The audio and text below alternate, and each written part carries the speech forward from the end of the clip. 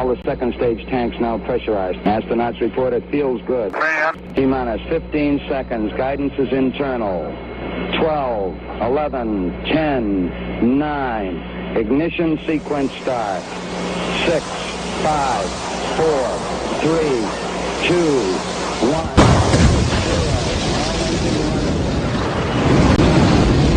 Like a furry torpedo to the jugular. This is Honey Badger Radio. Radio with bite.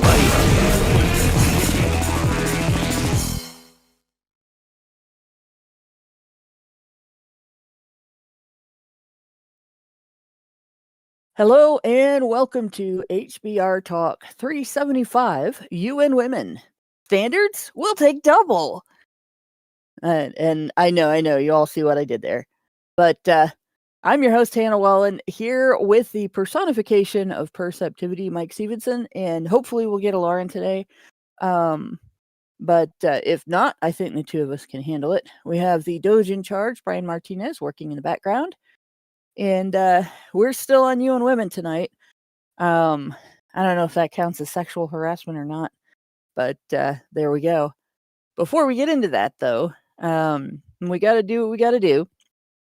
As always, Honey Badger Radio dishes out a smorgasbord of thought-provoking discussions, and as experiences both recent and long past have demonstrated, the provoked thoughts are fighting back. They've made it clear that for people like us, relying on third-party payment platforms like Patreon to fund our work is treading on thin ice, or building our house in the path of a rapidly growing wildfire. In light of this, we strongly encourage our supporters to switch at least their support for us to feedthebadger.com, the most stable way to help us out. And if you want to tip us directly instead of relying on any social media platform's tip jar, the link for that is feedthebadger.com/justthetip. And as always, the same risk applies to our social media platforms, which is why you should further provoke the thought police by tracking our thought-provoking discussions on honeybadgerbrigade.com, where you can find your way to all of our content, as well as a link to feedthebadger.com in the drop-down menu at the top of the page. And with that, I'll brief recap here. Last week, we looked at some of the rights that UN Women is attributing to women, that women should have these rights, and they're not being defended. Women's rights are not being defended, and so they want these white rights enshrined in the constitutions of all of the participating nations in the continent of Africa. They're doing this in Africa, and they are also doing this in South America, and we are still in Africa. So there you go. But I wanted to show you just a couple more things here, because this list they have, after they've gone through and enumerated these rights, then they've started talking about what these nation states have to do in order to protect these rights. So they don't just want them enshrined as you have the right to this and you have the right to that. There's some of it that looks like it is essentially addressing a system in Africa that is similar to coverture in the UK and the US back in the day. But this up here at the beginning where I had it sitting. So they want an African version of VAWA, basically, the Violence Against Women Act, or whatever it is in the UK that does exactly the same thing. And what they're wanting is to prohibit all forms of violence, but only specifically against women. They want a prohibition of rape, but again, only against women. They want prohibition, or they want legislature that is similar to the mandatory arrest policies in the U.S. That's what this one is. This one is legislative, administrative, social measures to ensure the prevention, punishment, and eradication of all forms of violence against women. And then they want here it says identify the causes and consequences of violence against women. That is to fund research like they do here in the U.S. And the way feminists do their research is very sneaky. So, for instance, when they wanted to research rape the prevalence of rape in the United States, what they did was they defined rape to exclude male victims of female perpetrated sexual violence. So if somebody forces either traditional reproductive sex or oral sex on the victim of a rape, the victim of a sexual assault, if they are forcing the victim to penetrate, then it counts as a rape. But if they're forcing the victim, forcibly penetrating the victim, then it counts as a rape. But if they're forcing the victim to penetrate, then it does not count as a rape. And the victim can then just sort of go fuck themselves, essentially, according to the research. They'll file it under other sexual assault, but they won't treat it as seriously as they treat rape. And in the UK, under the law, you cannot label a female perpetrator who forces reproductive sex on a male victim, regardless of his age. You can't label her as a rapist because the law doesn't support labeling her as a rapist. It only supports labeling her violation as a sexual assault, whereas rape can only be perpetrated using a penis. So unless the individual is biologically male and identifies as male, because they redefine penis to mean something else, if the person identifies as something else, then the victim is done out of being recognized as a rape victim. Next time I come to the United States, I hope I can appeal to the United States government, given that 51% of the population in my country can just rape the shit out of me and get away with it. I mean, what counts as whatever does count as I've forgotten what even does count as what allows you to apply for asylum. I mean, usually it's something to do with how your government is marking you as able to be persecuted, and I'm like, well, half of the population of my country can just rape me with impunity. So next time I come to the United States, can you all just be like, yeah, that's fine, you can just come here? But they won't, because that means half of the population of the UK, and that's like 35 million people, can just go there and be like, yeah, if I stay in my country, I can be raped with impunity. You think that would be enough, but they'll just go, no, UK, you need to sort out your government first. It sounds like your government is a bunch of misandric terrorists. And yeah, fair enough. Yeah, that is kind of true. We are being ruled by a bunch of misandric terrorists. And yeah, it would be nice. It would be really nice if we could reform our government. And yeah, we're working on that. We really are. But in the meantime, can I please come to your country? Come to a place where I can at least get some kind of where if I happen to get raped, I could be like, can I get the government to help me in the event that I've been raped? But I get the weird suspicion that even the American government will be like, no. Yeah, unfortunately, we like to pretend that we will protect men who've been raped by women, but we don't either. I mean, you guys in the your government in the UK will officially not help you if you've been raped by women.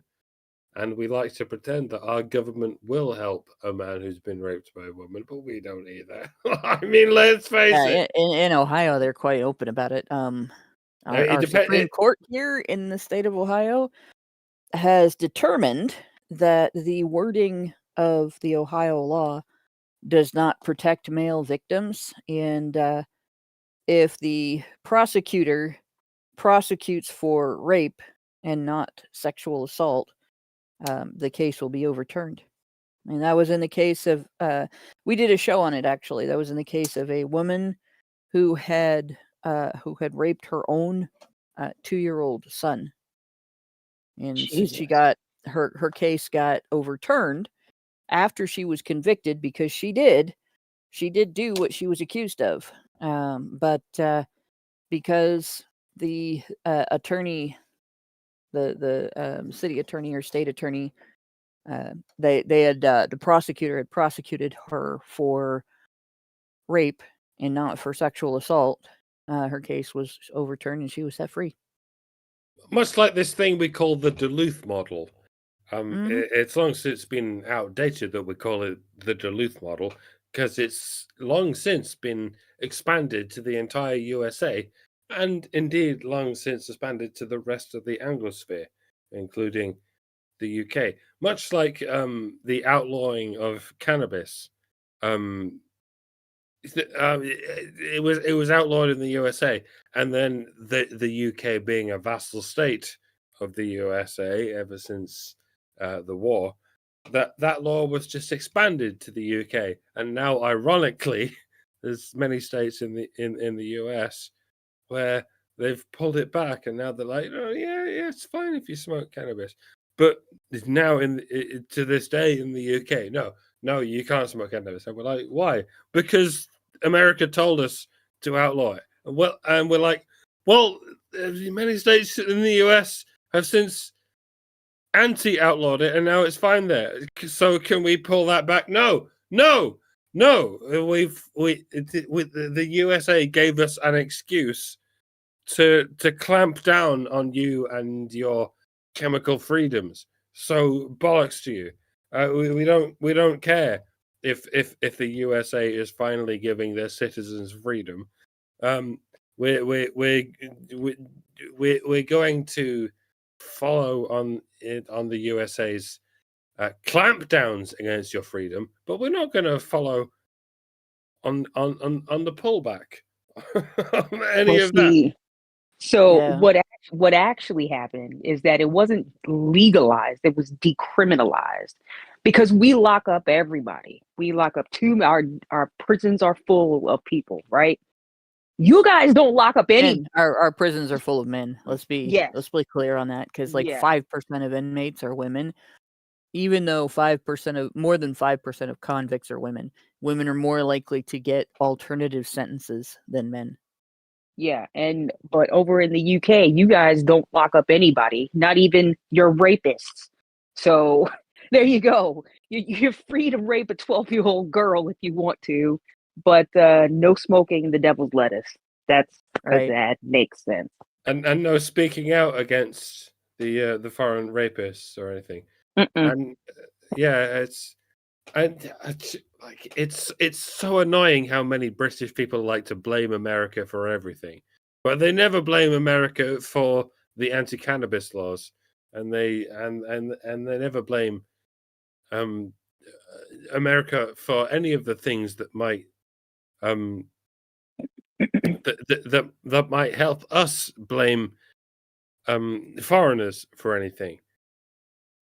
And it's the problem with the British government is even though they hate Americans and they hate the American government in the event that they ever put America first, they will absorb any American law that clamps down on the British people, but they won't absorb any American law that heightens the rights of the British people. That is the nature of government in general, actually. but it's like I say, As whether it's it's elected or monarchy or whatever, any it, law that allows them more control over you, but but but they there's don't, they're less responsibility for your welfare, they'll adopt it. there's so much more leeway in the USA. Like if you get a Trump, then that Trump will put America first, and much to the chagrin of the Democrats and the anti-America first people, you can at least push it forward and backwards. Like you'll get a Trump, and then you'll get a Biden, and then you'll get a Trump, and it will go forwards and backwards. But in Britain, it doesn't fucking matter. Like our government, like will adopt any anti-British policy, and then they'll push back on any pro-British policy, and then they'll It's because adopt any anti-British policy. And it's largely because we're European, and that's just because we're leading the way. As much as you think the oikophobic policies are leading the way in America, no, it always led the way in Europe, Europe. Yeah, and this is what I mean with the feminist policies and the anti-drug policies and any other policies.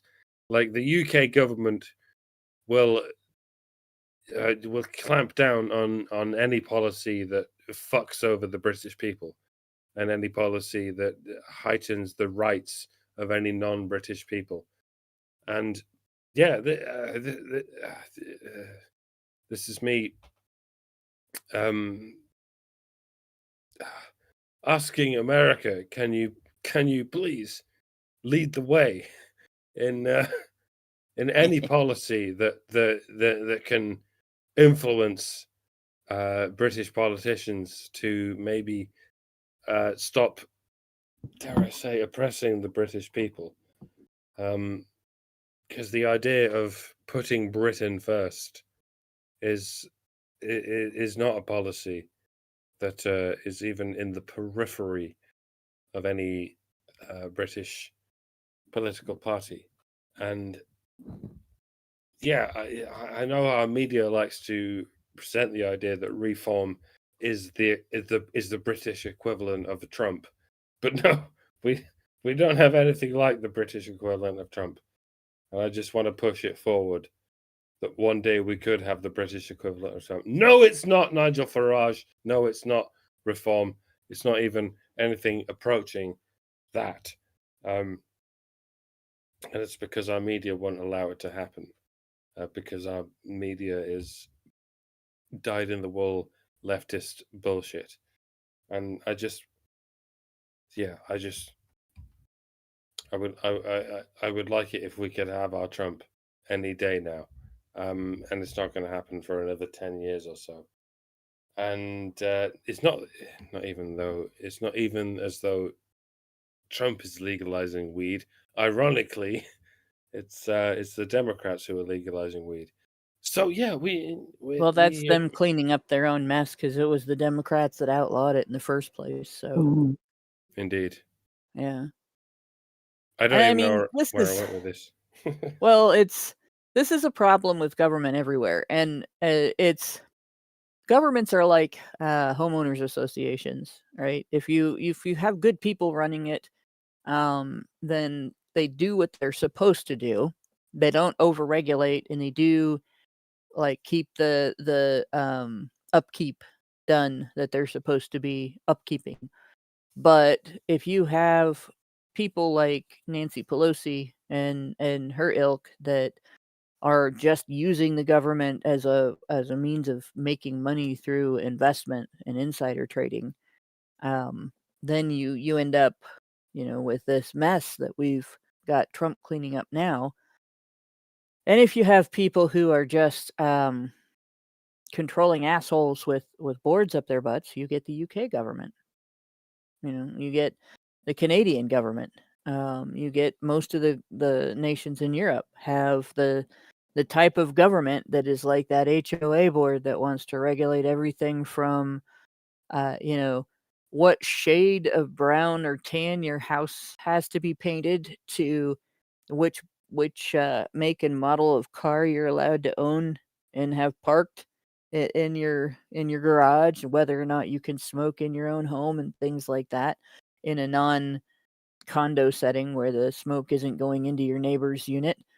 But and that's essentially what Europe has become, is a bunch of their governments are like a bunch of old Karens, old ladies just bitching about everything because they don't really have they used to be every nation in Europe was at war with each other.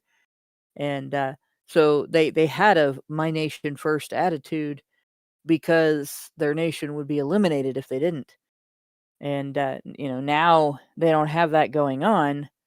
In they're doing essentially what HOAs do when they don't have anything better to do, and they have an inflated sense of self-importance.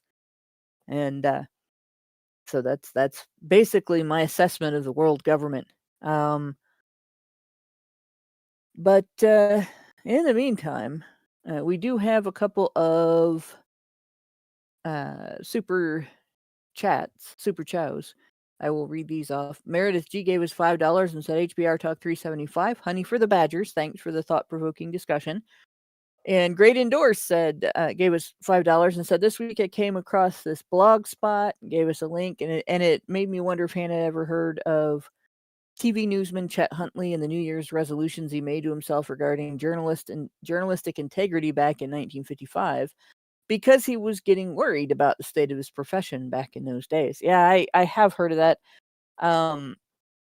It was something that was talked about in my newspaper class when I was in high school, actually. And we went over a bunch of different things, and how journalism changed over the years. We looked at things like, were Woodward and Bernstein really great investigative journalists, or did they just hate the administration at the time? And were they just salivating over a story that was a scandal for that administration? And I kind of, in the long term, I kind of developed a theory on that. I think that my teacher was onto something there, that they actually did just hate the administration. And I think that was a thing in journalism already in the 50s. So by the time that you had the 60s and the 70s and all that, all the scandals that came out after, it was journalists had bone to pick with whichever administration was in charge. There were either right wing or left wing journalists, not journalists that just wanted to tell you what was going on. And so every administration after Watergate had its set of scandals. Like, I don't think we've had a single one where journalists weren't looking for some way to scandalize the public. And Watergate was the thing that Woodward and Bernstein really screwed up. Was they focused on the part of the scandal that would get people's attention, and they didn't dig deep enough. And had they dug deep enough, they would have found a much bigger scandal that was really worth looking for. And so they missed that because they got the public all titillated over what they did report. And that's one of the drawbacks of, I guess, yellow journalism, and in particular yellow journalism that targets people specifically. Russiagate was far worse than Watergate. I don't know how much of our audience is even aware of what Russiagate really entailed, but most of you should be at least peripherally aware. Yeah, it was an attempted coup. Watergate, which is the gate that named all the other gates, that put the suffix "gate" over everything. and it was presented that Richard Nixon was paranoid about the possibility of anyone usurping his presidency through democratic means or whatnot. But then the possibility that Trump would usurp.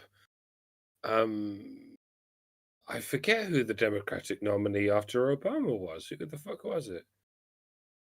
Who the fuck was it? Can anyone remember who Trump was? Oh, it was Hillary. Sorry, fuck. Yeah, who Yeah, Trump ran sorry. against after Obama? That was Oh Hillary. yeah. It was Hillary, and yeah, it was between Obama's paranoia and Hillary's paranoia, and yeah, this whole Russia Gate scenario. That this whole fucking it wasn't just paranoia. It was this well, what do you even call it? This it was a conspiracy theory. I mean, if you're gonna call anything a conspiracy theory, it was this idea that if Trump gets elected, it's because of Russia and Putin. And it doesn't matter what Putin or Russia says. It doesn't matter what anyone says. No, look, we've employed some people. That is to say, we've paid some people to lie about Trump's campaign, and this was all leagues, and I mean nautical leagues worse than anything that Richard Nixon did. But people are just talking about anything else but that. And this was the thing that made all conspiracies called gates ever since then, because it was apparently so significant. But yeah, this fucking Russiagate thing was multiple times worse than any of that, and yet we're just leaving it aside. Meanwhile, Obama is still like turning up and giving interviews, going like, "Oh, it's so bad that Trump is calling in the military into Chicago and Washington D.C. He can't be doing that sort of thing. That's just simply unbearable, and it's an attack against democracy, motherfucker." You've fucking you, you fill the sentence in by yourself. Like, this guy was the worst attack on democracy in the entire history of American democracy. And it's the whole thing is fucked. Like, Obama should be in prison.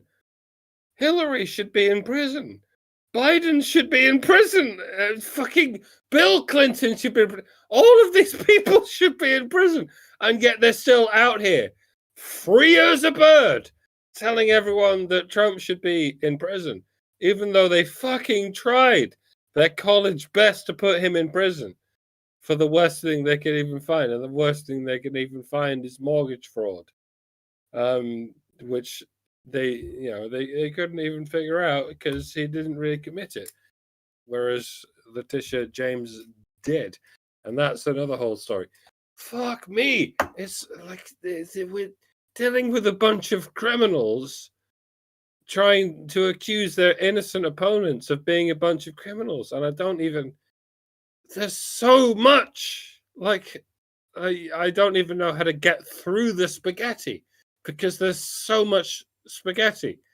It's a ball of spaghetti the size of the sun we're dealing with, that in the meantime is trying to accuse their opponents of one single strand of Singapore noodles.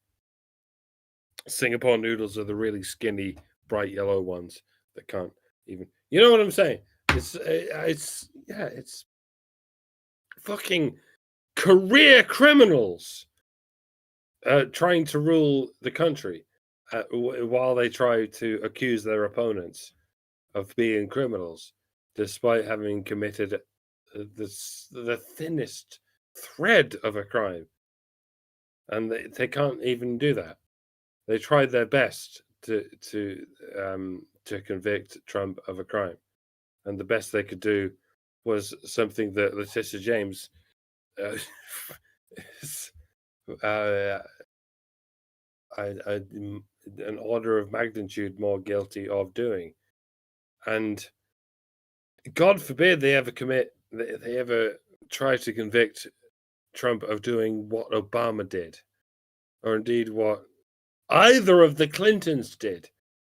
I mean, it's just, how do we find ourselves in this timeline where career criminals who went into the presidency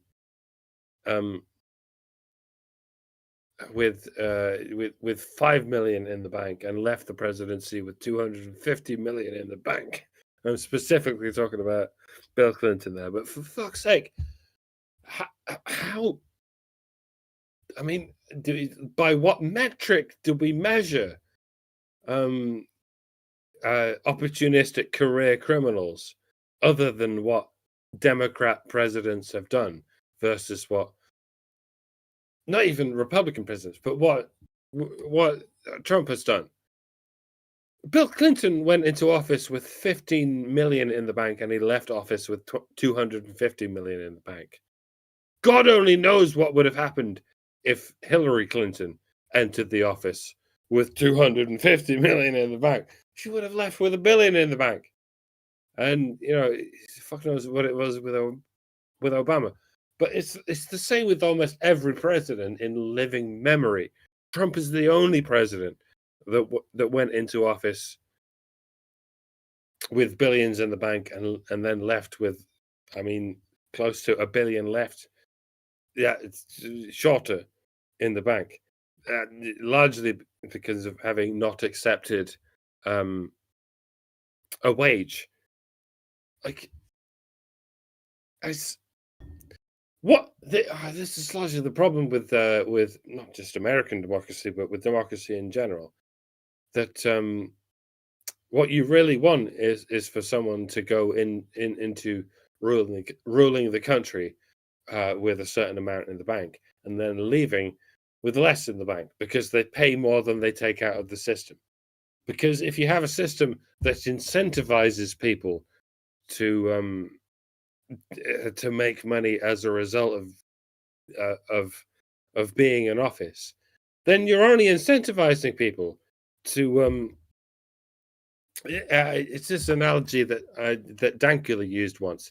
It's this it's like being on a game show where you go into this perspex tank where a bunch of banknotes get thrown around you in this wind chamber, and you have to grab as many banknotes as you can in the 4 minutes you have, and that's democracy in a nutshell.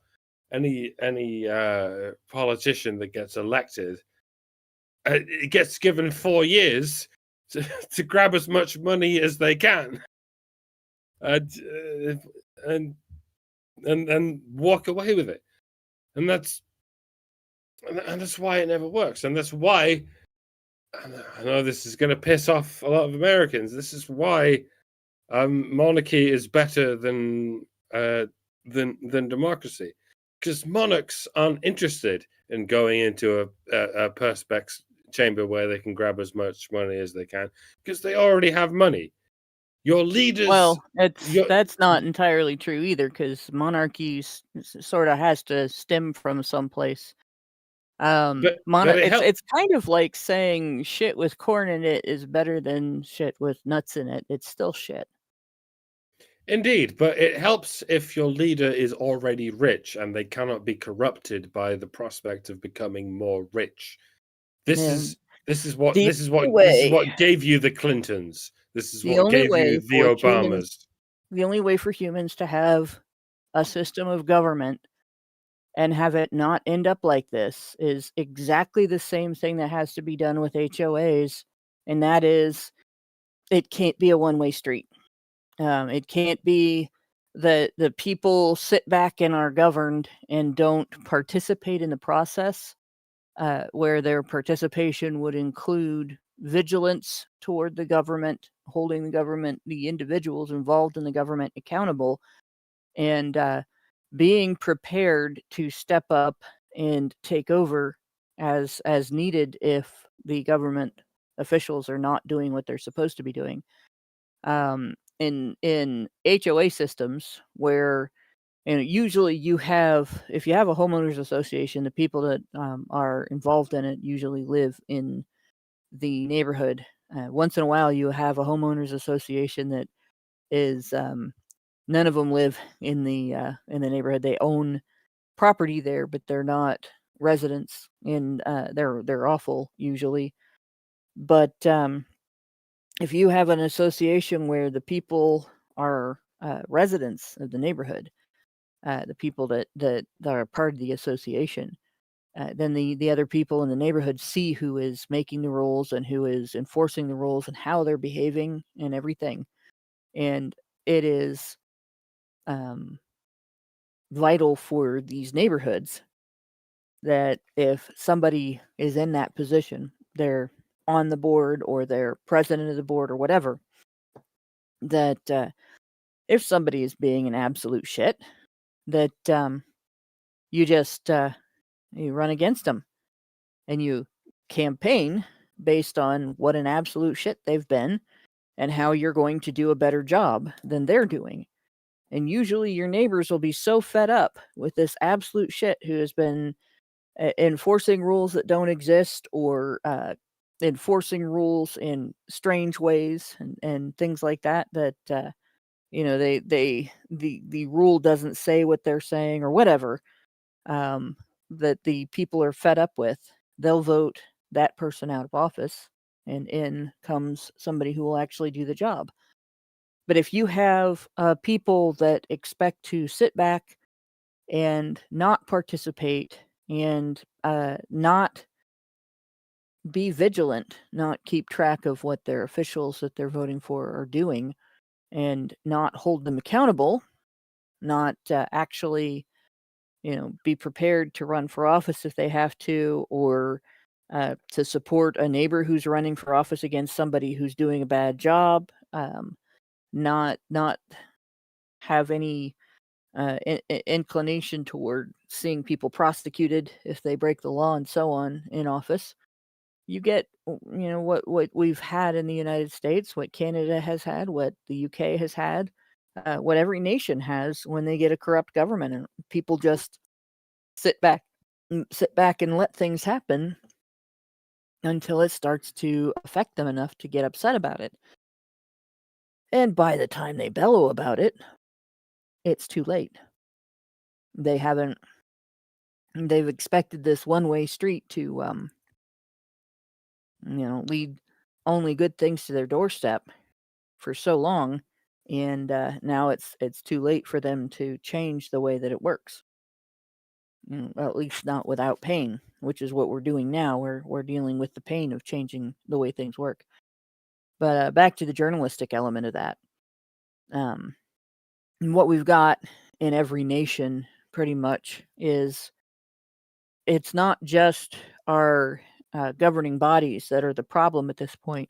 Part of citizen vigilance and part of citizen involvement in the process is the journalistic aspect. What the Super Chow brought up, Chet Huntley, and his New Year's resolutions to himself. The reason it's vital and important that journalism actually be journalism and not just, say, a mouthpiece for a set of beliefs or a way to clickbait everybody for money and things like that, that it actually covers things that are of interest to people, that gives them information that they can use to make decisions, is because not everybody can see what's going on firsthand in DC. Not everybody can see what's going on firsthand if you're in Ohio and California is doing something shady. And because we are in a large nation and not everybody can attend every government activity, You've got your city council meetings, you've got your county commission meetings, you've got your civil service meetings, you've got your state legislature meetings, and so on. You've got school board meetings at the city and state level. Like all of that is stuff that we've let it get so big and so blobby, like the Blob from the movie The Blob, that we can't keep track of it by ourselves anymore. And without actual journalism, where somebody is reporting on who, what, where, when, and how, what did they do, who did it, and how did they do it, when did it happen, where did they meet, who's affected, what's the outcome of this, what's the upshot, so what they're doing. If you don't have that, then you don't have the ability for the entire nation to participate in a national government, or the entire state to participate in a state government. And where Woodward and Bernstein come in regard to that, I don't know how many people realize this, but the Watergate burglary, everybody always is told the Watergate burglary was about getting materials, getting dirt on the Democrats, or finding out what they're going to do so the Republicans can decide what they're going to do, and so on. It wasn't that simple. Before Nixon was president, when he was still running, he interfered in peace talks around Vietnam. He interfered in the peace talks with North Vietnam during Lyndon B. Johnson's presidency, so that it would look like only he could end the war. And what he was looking for was what the burglars were looking for. There was a letter that had some evidence of that interference, and that's what he was looking for in the burglary, to see if Johnson had that letter, or if the Democrat Party had that letter, and tried to get rid of it so that it couldn't be used against him. So it wasn't just campaign materials. It was, this scandal could destroy his chances of being elected. And that, and if I remember right, from like, there were several articles that I read about this, but if I remember right, what he was afraid of was actual prosecution, because he did that before his election. And so of course that would be in violation. I can't think of the stupid act. They accused Trump of violating this act, where once the election was over and he was president, and Obama's administration was on the way out, his administration started making contact. Here's how you're going to get a hold of us. Here's what we're going to want to work on once we get into office. But with Nixon, this was prior to all of that. It was prior to being elected, prior to having the authority to do that. So it actually was a violation, whereas Trump's administration did not actually violate that law, the law that prevents them from interfering essentially in the dealings of the previous administration. So definitely, the Logan Act, that's what it was. Thanks, Meredith G. So essentially, Woodward and Bernstein got the big story, but they missed the bigger story. And it was because they were all excited that they got the big story. And if they had gotten the bigger story, things might have been significantly different. Nixon probably would have been prosecuted. By the time the bigger story came out, it would have been it's not that it was a moot point. It's that it was no longer enough of an issue to care about. But they still could have prosecuted him. But in any case, all that aside, once again, we are looking at an organization that's trying to create an even bigger governing body that's harder to keep track of and pulling the same shit. And as I said, this idea of creating a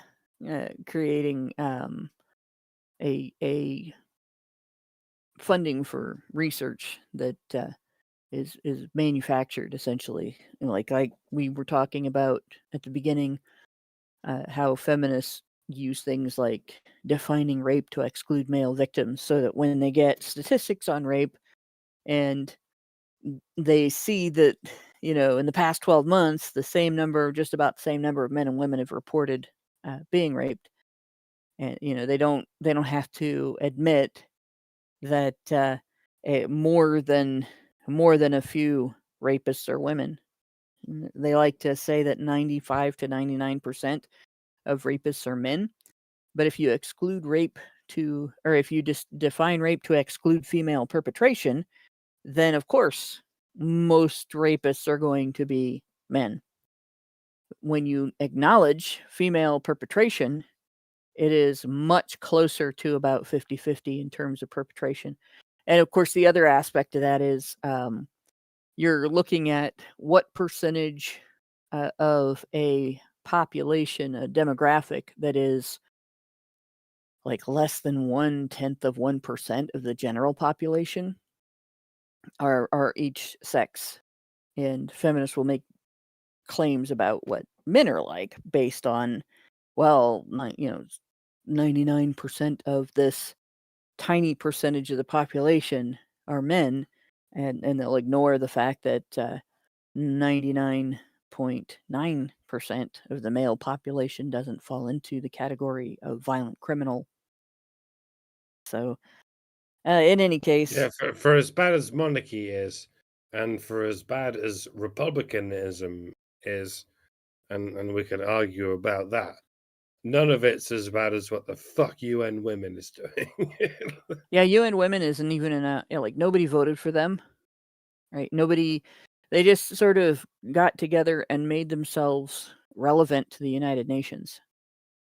They're not even really a UN organization, but the UN listens to them. So be like if we got together and decided to call ourselves UN Badgers, and then the UN had to listen to us for some reason. But they're going through, and in addition, so what I'm establishing here is that this is them trying to enact throughout all of Africa, every country that they have a connection to. They want to establish in those nations legislation modeled after the Violence Against Women Act. So the Violence Against Women Act has those mandatory arrest policies, mandatory prosecution, mandatory sentencing. That's in the one thing I read.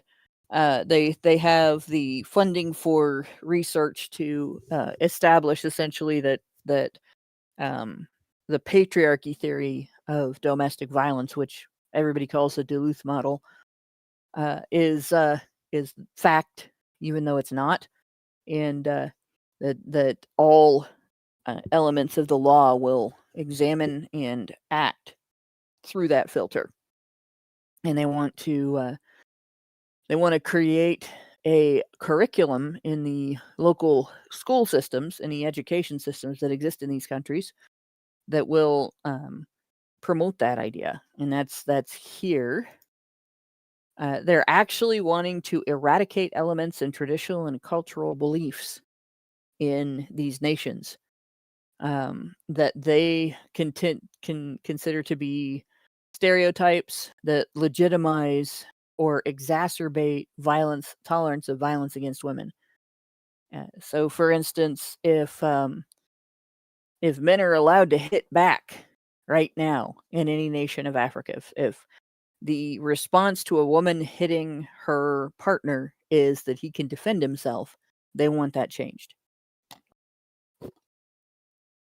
But they don't want to change, like, if men are obligated to finance the lifestyle choices of the women in their lives. They don't want that changed. And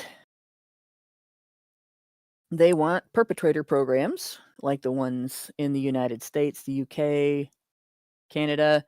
They want to extend this to trafficking of women. My understanding is that most Africans who are trafficked as kidnapped victims of human trafficking are male, not female. Although I guess Africa does have a sex trafficking problem, and that's both sexes, but I think most of the labor trafficking is male. But they want to address trafficking of women. They want to prohibit all medical and scientific experiments on women without their informed consent. So I look at that one, and you go back to the sub-Saharan African studies on circumcision. Those men were given a sales pitch. They didn't get the other side of the story. They were told what to do, and then they were paid to participate in the study. They didn't have the people who did the study would probably call it informed consent, but I don't think that that's very informed. They want to ensure that this is funded. So adequate budgetary and other resources. So there's funding for this. And notice all of this is specific to women. They don't have in this, we want to end intimate partner and family violence, because intimate partner and family violence happens to both sexes. It doesn't just happen to the intimate partner. Family violence can include elder abuse, child abuse, abuse between siblings living in the same home, abuse between other members of extended family living in the same home. And if they start in on that, then you discover that a lot of women abuse elderly in-laws. A lot of women abuse their children. And a lot of abuse is perpetrated by female family members. Right? And finally, they mention men. Ensure that women and men enjoy equal rights in terms of access to refugee status and determination procedures, and that women refugees are accorded the full protection and benefits, but not men, guaranteed under international refugee law, including their own identity and other documents. So they mentioned men like once, briefly, but all of this rolled together is essentially they want VAWA, the Violence Against Women Act, copy-pasted into every nation in Africa. What VAWA has done in the United States is significantly increase the rate of divorce here, and it has significantly increased the rate of the use of vexatious litigation as a tool in divorce, as a weapon in divorce. So you get your wife files for divorce, you have kids, you own a home, and maybe you have money in the bank, and she wants the property, and she wants custody of the kids, and she wants child support from you, and she wants some of that money in the bank. She accuses you of abuse, so that she can use the provisions in the Violence Against Women Act and whatever state law exists in your state on top of that to ensure that she is protected from her alleged abuser, kicks you out of the house, and then you are stuck fighting a court battle that could go on for years if you want to try to get any of that back and not have to make payments to her for the next several years to decades. depending on what laws are being enforced. And, if she chooses to never marry again, you could be paying, you'd be paying for the rest of your life in that situation. So a lot of men do try to fight it, but a lot of them end up in a situation where they cannot finance that fight, or where the law doesn't allow them to defend themselves effectively, and they lose everything. And it's not just half in that instance. She becomes the homeowner, but if there's a mortgage, he still has to pay it. She gets custody of the children, but he still has to support them. And she doesn't necessarily have to let him see them. And if she's really rabid about this fight, she may end up putting a criminal record on him for things that he didn't do. And this, Yeah. by the way, is why so many of these quote unquote refugees, and I draw the biggest hand quote unquote refugees, is the reason that so many of them are quote unquote fighting age men. Because it's long since been decided that any women from these third world countries are allowed to come to these first world countries, because I mean it stands to reason that women must be victims. So if any woman wants to come from these African or Middle Eastern countries, they should be allowed to come here. But in general, they don't want to, because women are not being persecuted in these third world African or Middle Eastern countries. It's very much the men who face assassination by one group or another. It's very much the men who are being persecuted by these countries and their governments, and that's why it largely because in Muslim countries, men of a certain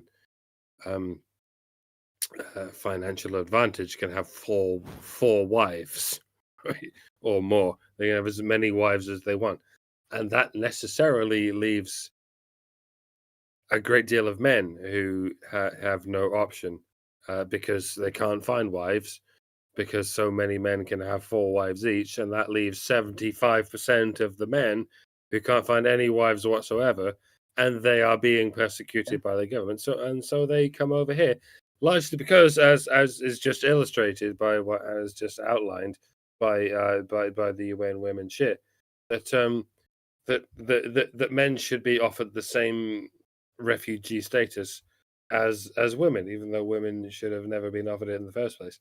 But if men are given this status, then 75% of the men of this country should be given the same opportunities. And so they go, well, hell yes, you're saying I can go to Britain and be given free shit forever. Well, hell yes, I'm going to, and that's how we got ourselves in this situation. And meanwhile, the people in Britain and across the rest of Europe are going, well, look, these foreigners are all men, and so we should hate them because they're all men. And I'm like, bro, you're completely missing the fucking point.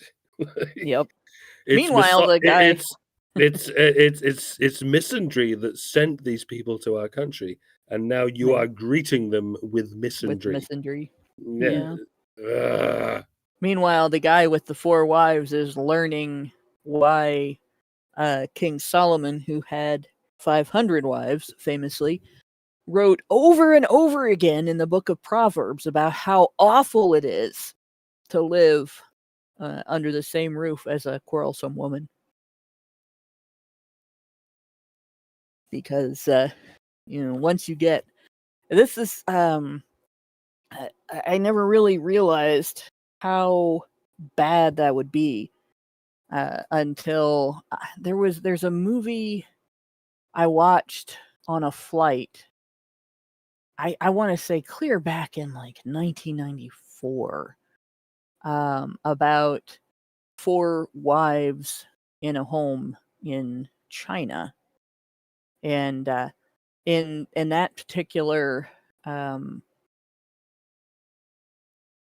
way of marriage, the first wife has authority over the underling wives, and then like each wife after the first one has authority over the next wives after her, and so on. So there's a built-in pecking order, and as a result, these women are simultaneously like on their face, they're nice to each other, like they're a team of wives that are taking care of this husband, right? But on under the surface, they're just absolutely evil to each other, just horrible.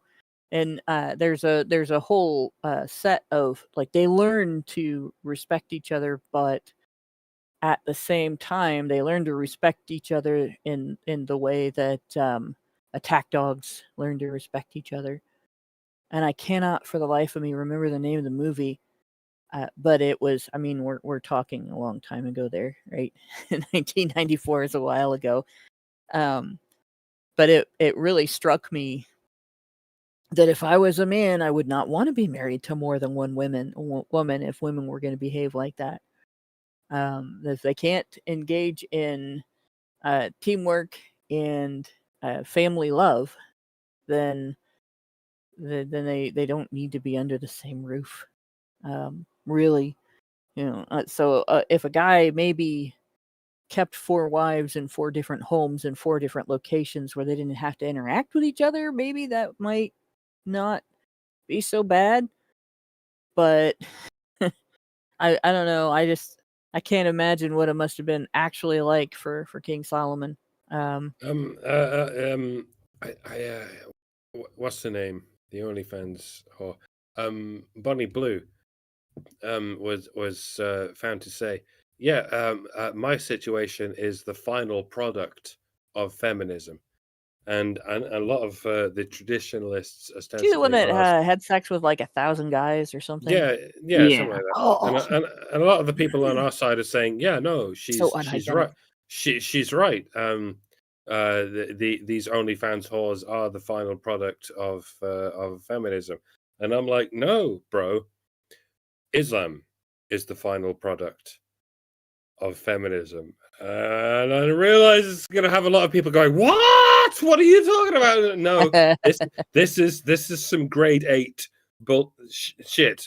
But yeah, no, this is where it goes, because feminism and Islam are both extreme measures of how we protect women. Eventually, it comes down to no.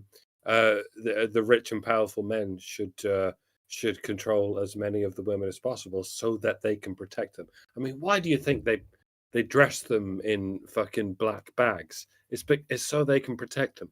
And yes, I know that this seems like an extreme measure that inflicts on their human rights, but they're doing it to protect them. It's different measures between the West and the East of ways of protecting women. And yeah, to us it seems like Muslims are going too far to protect them, so much that they're oppressing them. But the Muslims are looking at us and how we allow women to dress themselves as whores, and they're like, no, you're going so far to protect them that you oppress them. And on both cases they have a point. Like, you're going so mental in trying to protect women that you're actually leaving them open to destruction. And yes, that is the case. You can be so preoccupied with protecting women that you actually, dare I say, oppress them. And I don't like using that word because it's so often hideously misused, and I don't necessarily think it's applicable in either case. Because when two nations are at war, they tend to oppress each other. But the oppression, it never manifests as protecting them too much. And what you can say about Islam is they protect their women too much, And what they say about us is we protect our women too much. And yeah, that's in both cases. There's a point going on. You can protect women so much that it looks like you're oppressing them, but it's not oppression. Oppression is what happens when two nations are at war. You know what I mean? They fucking put them in camps and they fucking gas them and kill them. That's oppression. What men do to women is not oppression. Not in Islam, not in the West. What we do to women is protect them too much. I know it looks like oppression, but it's not. It's protecting them too much. It's a very different thing. It's not oppression. It's it's the opposite. You know what I mean? Sort of like calling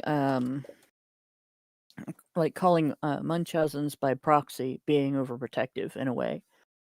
I at the top, if you go to my x.com page for my account, you'll see that most people, usually have some sort of picture up there. I just have a black screen with the white text on it that says "Stop paying women to make stupid choices." And that's the protection that women have today in the West, is that men take all the consequences when women make stupid choices. So, or their children take the consequences.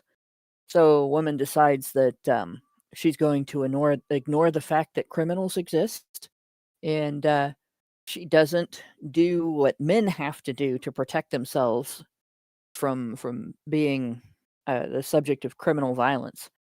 And somebody comes running up behind her and slams into her and steals her purse and goes running off with it. Suddenly we're looking at violence against women. And even though this is just somebody that was trying to get some money, and they didn't target her because she was female, they targeted her because her money was in a container that was easy for them to steal. And so, now we have to hear about how violent men are, even though the percentage of the population who engages in that type of crime is actually incredibly tiny. And we have to hear about the bear. We have to hear the bear narrative is about claiming that women have just absolutely no way to tell the difference between men who are criminally violent and normal men who don't engage in any kind of violence whatsoever through their whole adult life, unless they're confronted with violence that they can't get away from and have to defend themselves from. And they'll demonize every man in the area, and the next thing you know, their community passes a misogyny law, an anti-misogyny law, or there's a new curfew and everybody has to be inside earlier unless they have, some sort of thing saying that they're on their way to work or on their way home from work. Suddenly you have restrictions on men that don't really make the woman safe, but they appeal to her ego, and they make her feel better. And that's happened over and over again during the last century as a result of women doing stupid things. You have women creating an epidemic of unwed parenthood, which we all know about the statistics that show that children raised without an involved father have much worse outcomes statistically than children who are raised with an involved father. And yet over 40% of children born in the United States right now are born to single moms. And many of them are single moms by choice, meaning they had no intention of having an involved father when they got pregnant.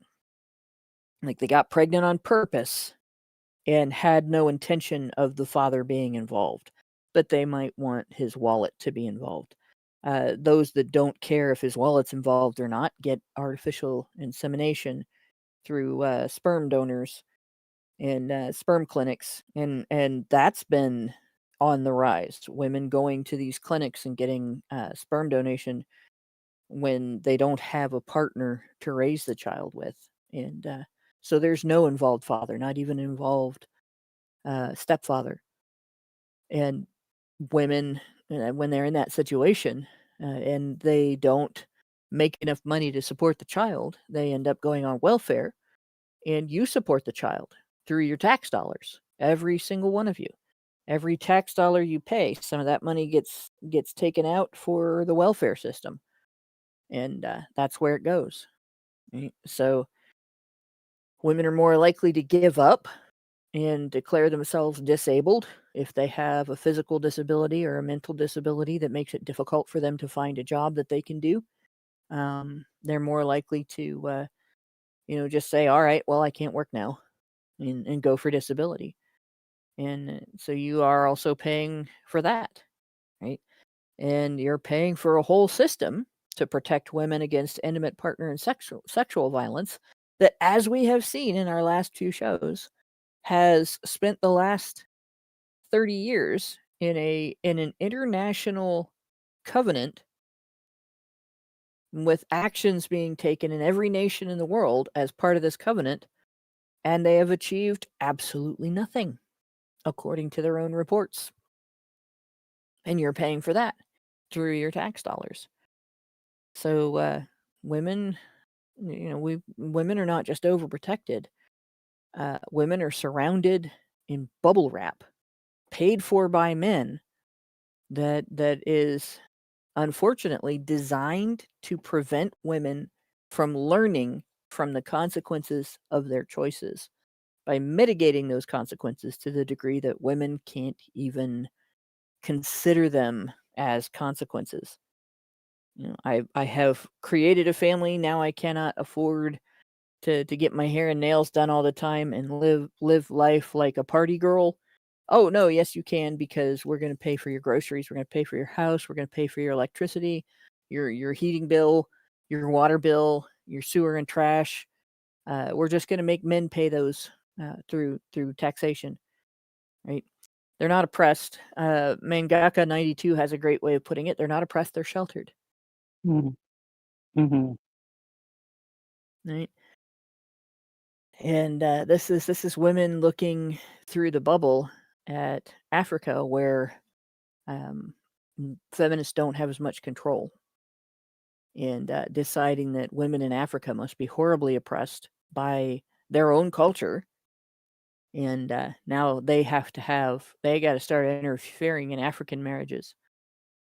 So that's again, that's where we are right now. This is what they're trying to do. Another one that really struck me, and we're gonna skip the first one here because it's similar to previous ones. Prohibition through legislative measures backed by sanctions of all forms of female genital mutilation, scarification, medicalization, and paramedicalization of female genital mutilation and all other practices in order to eradicate them. Do they at any point mention male genital? Nope, No, not at all. that's not what they call it. They call it something else, so it is something else. Just Mhm. like they call men and women something else, should they decide to call themselves something else. This is what it all. This is why I go on about fucking linguistics so much. This is why Orwell went on about linguistics so much, because it all it all stems from what we call things. This is why Confucius warned us that the beginning of wisdom is calling things what they are. We're calling female genital mutilation what it is, genital mutilation. Meanwhile, we're not calling male genital mutilation what it is. We're calling it this all manner of euphemisms, and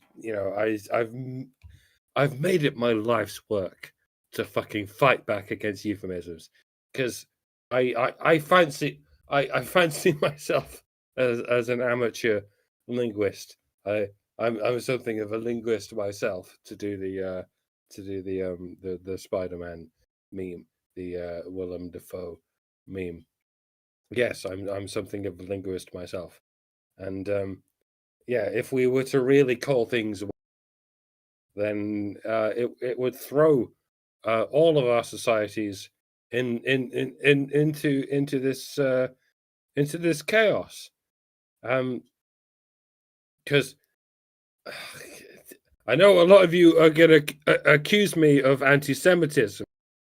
And if you got past that barrier, you would accuse me of Islamophobia, because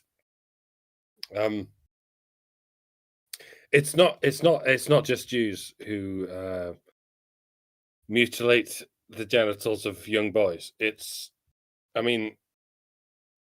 something like 70% of Americans. It's something like 90% of North Africans. Mhm. Yeah, and if you were to map this across the world, it disappears to vanishing point across East Asia. God bless East Asia, not for a number of things, but for this. Yeah, a great deal of people, particularly monotheists, not just Jews, but especially Muslims, and indeed the 70% of Americans who do this to their sons, most of whom are Christians or atheists. So it's nothing to do with religious affiliation. This is something I wish I could die so I could meet Christopher Hitchens in the heavens. I mean, it's unlikely I would meet him in the heavens, because if Christopher Hitchens exists anywhere, it's probably not in the heavens, because he was like, yeah, I am not all this idea of the heavens, but I want, I just want to talk to him about this idea he had that the genital mutilation community is almost entirely religious. It's not at all. The general American population is a testament to this. There are more circumcised males in North America than there are genitally mutilated boys in North America, and it's nothing to do with religion. There's Fortunately, nothing. the There's practice no is being abandoned, but slowly. it's still common. There's nothing in the Christian mythos that tells people to circumcise their children, and yet there are more circumcised males than uncircumcised males in America, and this can't be accounted to by the Jewish faith or the Muslim faith. It's like Mr. Hitchens used to say. The genital mutilation community is almost entirely religious. No, the American population it's, as I say, a testament against this. So we have to look to other explanations. And it's not just America. Even in my own country, 20% of males are, I want to say, circumcised, but let's not euphemize this.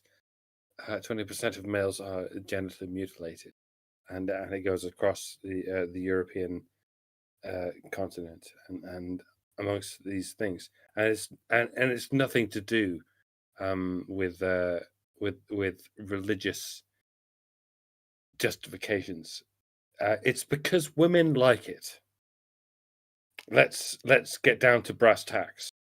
It's because a lot of women, an uncomfortable amount of women, prefer circumcised penises for whatever reason. I don't know why.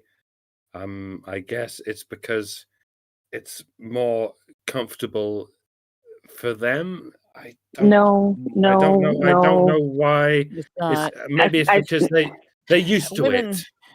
Women are bandwagon jumpers, like they, Yes. and it's that women don't like it because there's anything good about it. Women like it because they're told that they should like it. Yeah. Mm-hmm. And it's gross if it's not done, and that's enough for a lot of women to decide that they But have to like it. the But the very truth is that the circumcision pattern in the United States was driven by a market for foreskins. And that's been a thing for a very long time.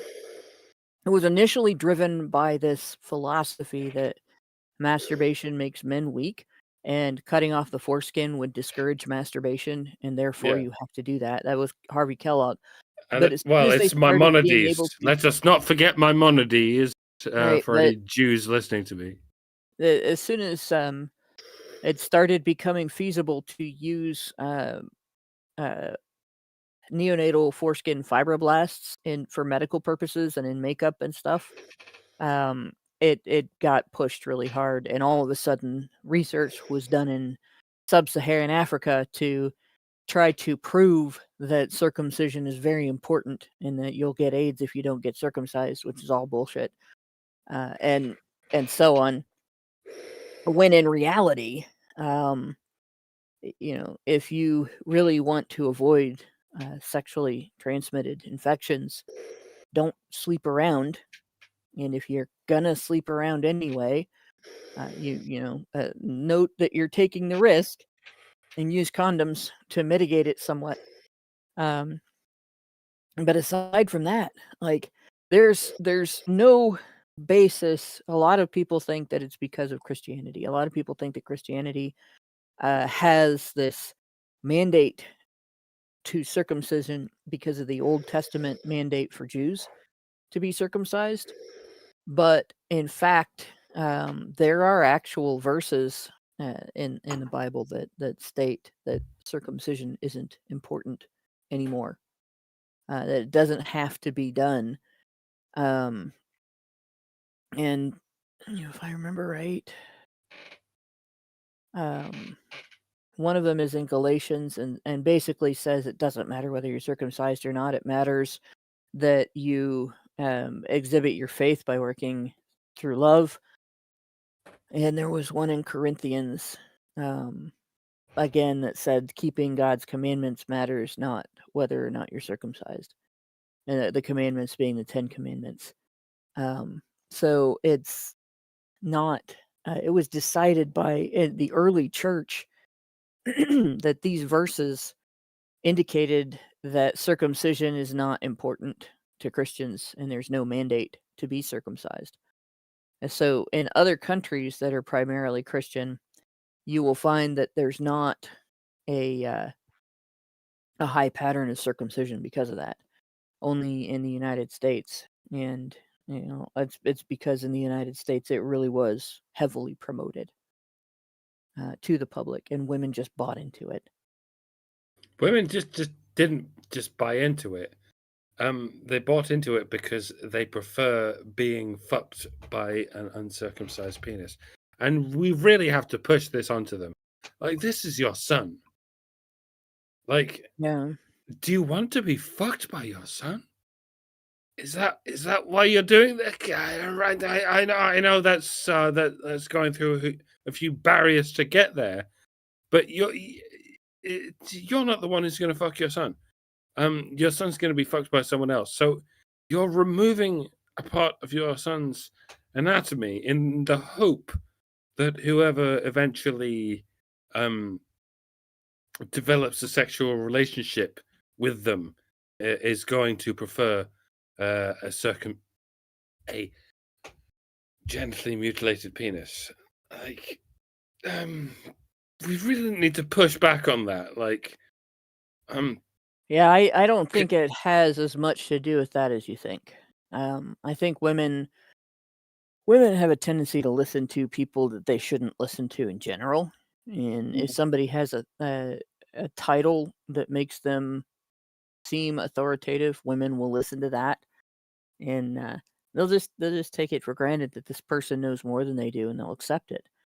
But the other element of that is that a lot of circumcision in the United States was pushed by fathers. I want my son to look like me. Yeah, I was just gonna say, like, that's my favorite argument.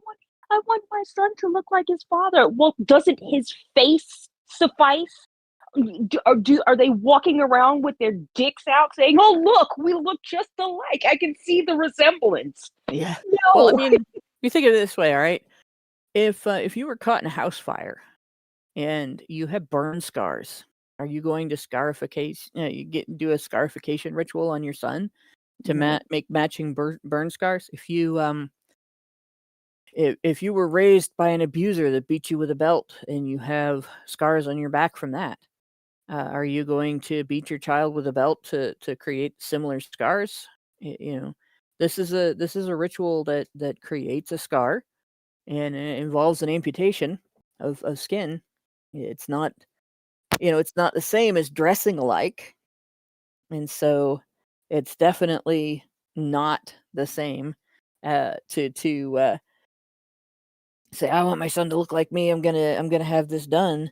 It's not the same to suggest that that's normal as it would be to suggest that what nutritional things your ancestors did are right, or what clothing choices you wear together are right, or things like that. I want him to go into my profession because my profession made good money for me. This is a totally different thing. This is more like I said, wanting to scar your child, for to match your scars so that the child looks like he went through the same pain and suffering that you did. And I will admit, you know, when I was pregnant, and there was a lot of pressure from different elements in my family, and there was a lot of pressure to just conform to what people were doing and what the medical profession was saying was necessary and all that.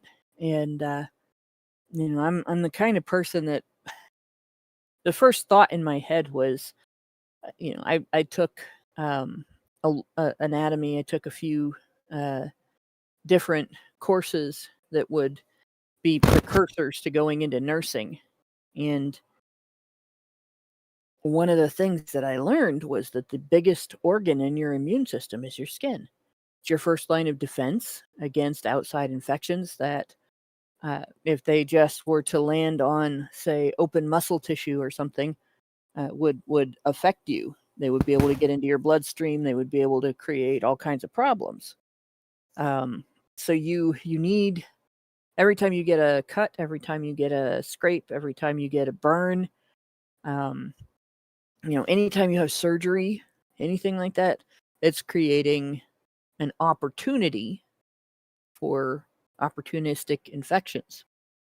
And so the first thing I thought was they're advising me to have skin removed from my son's genitalia at a time period where he hasn't learned yet to control his bowels and his bladder, so he's incontinent, because all infants, all newborns are incontinent.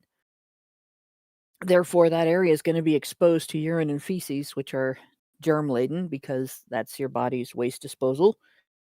It seems like the dumbest thing in the world. I'm looking into this before before I make this decision. What the hell? Why are we doing this to children?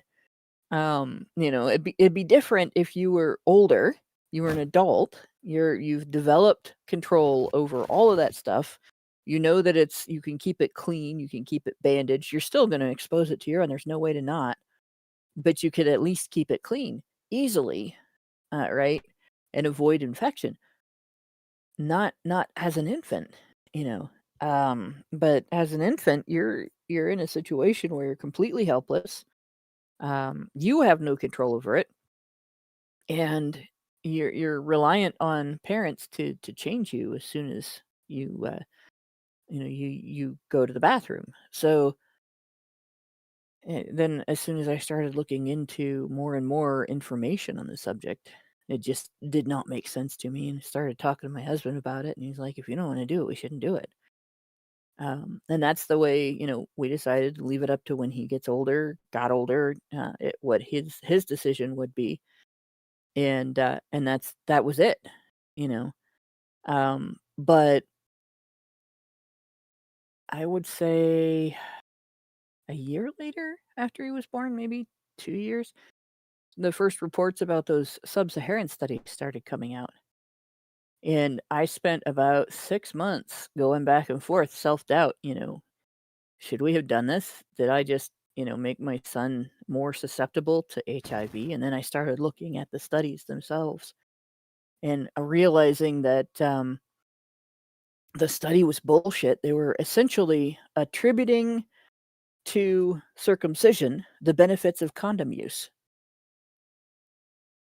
Like entirely, the whole study was based on attributing to circumcision the benefits of condom use. And as soon as I realized that, I was like, all right, nope, correct decision. This isn't my body. It's not beneficial to do this in infancy. It's actually dangerous to do it in infancy. And I'm glad I realized that, because as I started looking more and more, I kept up on this information for a long time because of that period of self-doubt. And I realized how many boys die every year is as a result of this procedure, where they bleed to death because it wasn't known that they had a blood clotting issue, or they get an infection and they die from the infection. If it's done, there's a particular procedure that is done uh, within just the Jewish community that involves, this is, it's really gross. The rabbi stops the bleeding with his lips. I'm not exactly sure where that came from or why, That is but there have Jews. been That is Jews. infants. I don't. It doesn't make sense. But the infants that are subjected to this, some of them get like that herpes that causes lip sores in their bloodstream. Well, during infancy, germs have an easier time crossing the blood-brain barrier than they do any other time. And as a result, they end up dying because of that. They get that infection and they die. And I cannot imagine what that must be like. This is So yeah,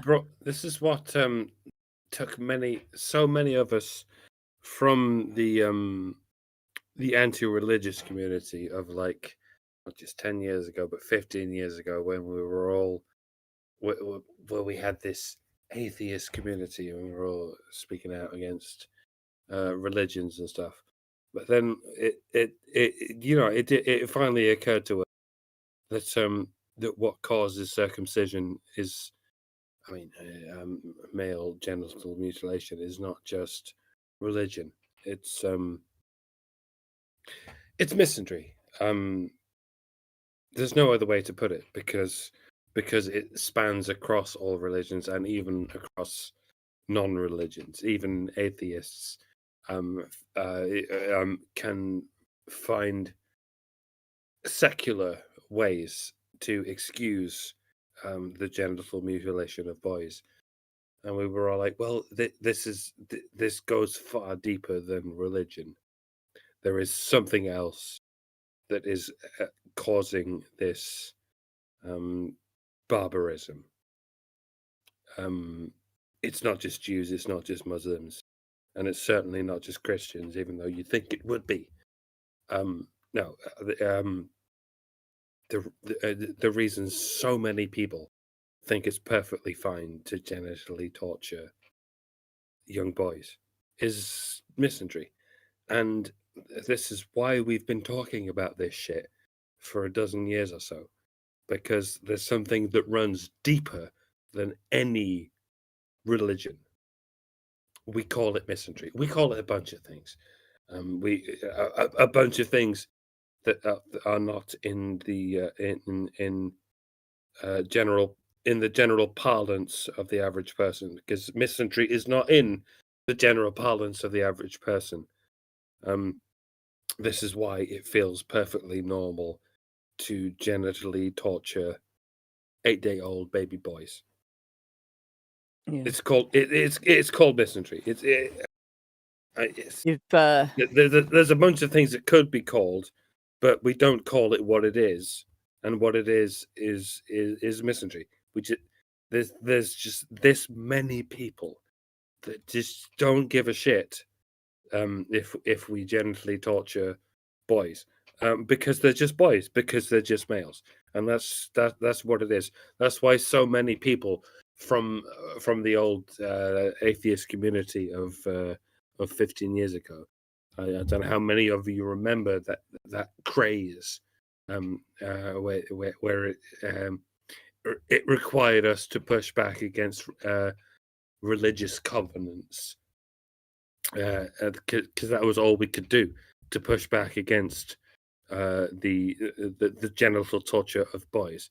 But that was what it took, and since that's what caused the schism between misandrist atheists and non-misandrist atheists, and ever since then we've pushed back against ourselves in order to even try and isolate the notion of misandry, the notion that it doesn't matter what religion you are, it's not okay to genitally torture boys, and this is a far greater, a far more urgent issue than anything religious. Like it doesn't fucking matter what religion you are. It's not okay to genitally torture babies. Like it doesn't matter what's in the back of your head. Like it's not okay yeah, to do that to baby boys. And it's the it's the building side of every coin, that the other face of the coin that has the actual face on it is gynocentrism. You can't have gynocentrism without misandry. This is why I don't believe gynocentrism is natural. I believe storge is natural. The family love that values the entire family and places a value on each person's role in the family, and organizes how the family is handled, how who does what job, and how various parts of the family are exposed to government or protected from government, exposed to the community or protected from the community, who handles the social end, who handles the economic end, who handles the hunting, and who handles the gathering and all that. But it's all revolving around recognizing skills within the families and recognizing capabilities within the family and loving each family member as part of the family, not if mama ain't happy, ain't nobody happy, right?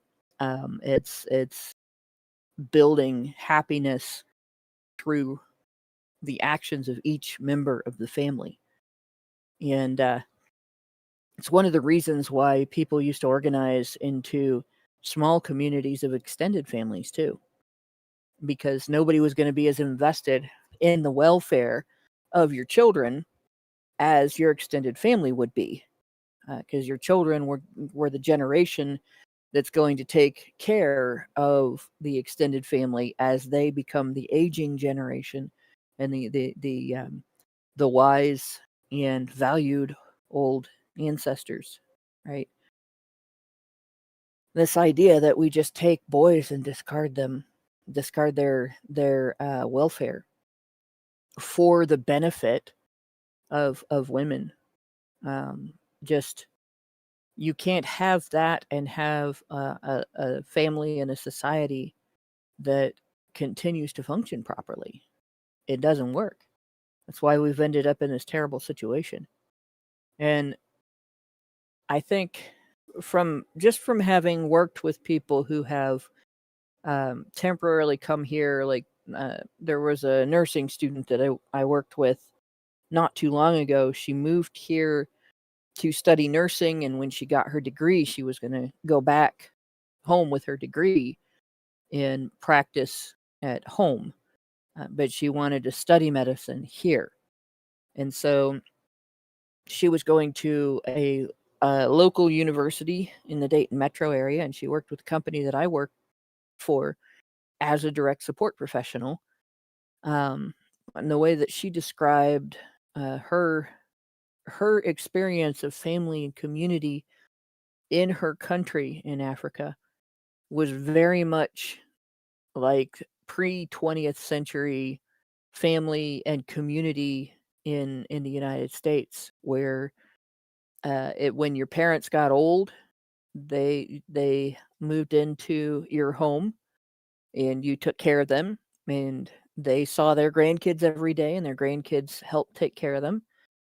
And they would help take care of the younger grandchildren, and the whole family was contributing to the household as best they could, and the whole family got the benefit of each other's love and each other's wisdom and each other's companionship.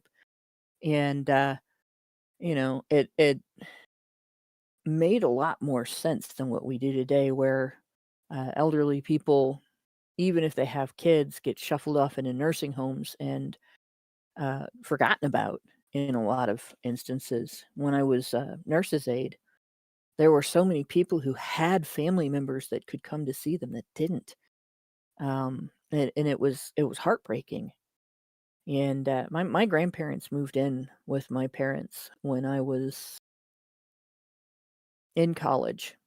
I had to think, we were planning it when I was in high school, but I don't think we actually achieved it until I was away at school. But we did construction on the house. We built an in-law apartment. I say we, but my parents and my grandparents funded the creation of that in-law apartment, and they lived there until the end of their lives, both of them. And it was good for them because they had a safe place. They had advocates. Somebody said, well, your father needs heart surgery. Grandpa was ready to go get that heart surgery done, a balloon surgery. Mom took him to another doctor for a second opinion, and the other doctor ran a bunch of tests and said, you don't need to have balloon surgery. Your heart is fine. And he never did have heart problems. Like his whole life, he never had heart problems. But in any case, those kind of things, if you're in a nursing home and you don't get nursing homes don't do second opinions. You have one doctor that sees all the patients, or maybe the patient's regular doctor can come in and see them. But if somebody recommends a surgery, the surgery gets done. If somebody recommends a procedure, the procedure gets done, and they just bill the insurance. And if somebody gets an infection, they die. And so they benefited from that. But at the same time, my brother and I benefited immensely from getting to see our grandparents every day, and having them there. We ate dinner every day with not just our parents, but our grandparents. That was wonderful. And we wouldn't have had that if they'd have been in a home somewhere. Even if it was the best nursing home in the area, and they got the best possible care they could get from anybody, and it was a luxury nursing home of the few that exist. I think at both ends of that, we would have rather have had that contact. And that structure is under attack, and has been under attack by feminists for 100 years. And the destruction of that structure, if I had been an elementary school kid or a teenager, especially like junior high age, during the time when school teachers were convincing students that if you were a little bit tomboyish as a girl, that you're actually a trans man. If you're a little bit fastidious, what they would have called metrosexual in the 90s, as a boy, you're actually a trans woman. But we'd had my grandparents at home. They both would have called bullshit on that real quick, right? If it had happened and my grandparents weren't there, I had my parents, and they would have pushed back against it. But having both my parents and my grandparents would have protected me. But if I'd have been in a situation where I didn't have that kind of protection, I probably could have been talked into thinking I was trans. Because I spent half my childhood up in a tree. I played football with the boys. I picked up bugs. I played with gooey, gross stuff. Just like I took things apart to see how they worked. This got me into an immense amount of trouble sometimes, and so on. So I would have had teachers going, that's boy stuff. You must be a boy, and clearly I'm not. Clearly I don't identify as male, no matter what Twitter says. But it would be awful, to be in that circumstance. A lot of pressure from school and so on, without having some sort of protection at home. And I think a lot of kids today would benefit from having their grandparents in their home. They are a major grounding factor. Not grounding as in you're grounded, you're being punished, but as in you got both feet on the ground, and it's a lot harder for somebody to push you in one direction or another, including the wrong direction. Right? The direction that's wrong for you. But yeah. So this thing, this attack on family and this prohibition of female genital mutilation on the continent where all the experiments were done on men and boys. And if you think the circumcision that we do in the United States is bad, and don't listen to this if you have a strong stomach, but if you have a strong stomach, look up sub-incision. It is an absolute horror show. Just unbelievable stuff. And it is a tradition. And I'm hoping that it's mostly been eliminated because it's horrifyingly torturous and unhealthy. On top of being excruciating, it creates health problems. But this is what they don't have anything in this about protecting boys at all from these types of practices. Only girls. And like I said, the face side, the side that we see, the side that we think of as human of the coin, is gynocentrism. But on the other side of that same coin, the institutional side, the side that has that little building on it, right? Whatever building they decide to feature, that's misandry. Misandry is pervasive, institutionalized. It's imposed everywhere. So, and of course, what does UN Women want to do? But rescue women from it, not men. The people who need rescued from it. So, yeah. Yeah, we're still Protection of listening. women who are at risk of being subjected to harmful practices, but not protection of men who are being subjected to harmful practices. So I'm going to stop it there. Richard Bear, yes, I was trying to not subject the rest of the listeners to a description because there are some people who cannot handle gore. But essentially, yeah, if you can handle gore, read about subincision. If you cannot handle gore, do not read about subincision. Because it is gore. There is no other way to look at that. That is gore. So, it's something that I'm hoping is being eliminated hoping that tradition is moving away from it, and I'm hoping that eventually we'll get tradition to move away move away from all types of underage genital cutting. It shouldn't be done at all. But with that, I'm going to call the show because I don't want to get on to the next subject. And I'm not going to go over the changes they want to make to marriage other than to say they're essentially doing anti-coverture in Africa. I didn't know that there were nations in Africa that the traditions and local culture was still coverture oriented. That's kind of interesting. But the thing that happened in the U.S. was they got rid of the female consequences of coverture, but not the male obligations. And look where we are now. So I hope the African people don't fall for that shit. But in the meantime, we don't have any more super chows. We don't have any super chats or rumble rants. So I'm going to say thanks everyone for listening. Thanks to my two co-hosts for going over this with me. And thanks to Brian for making sure we are able to have the vertical chat in addition to the regular chat. Good night, all. There you go.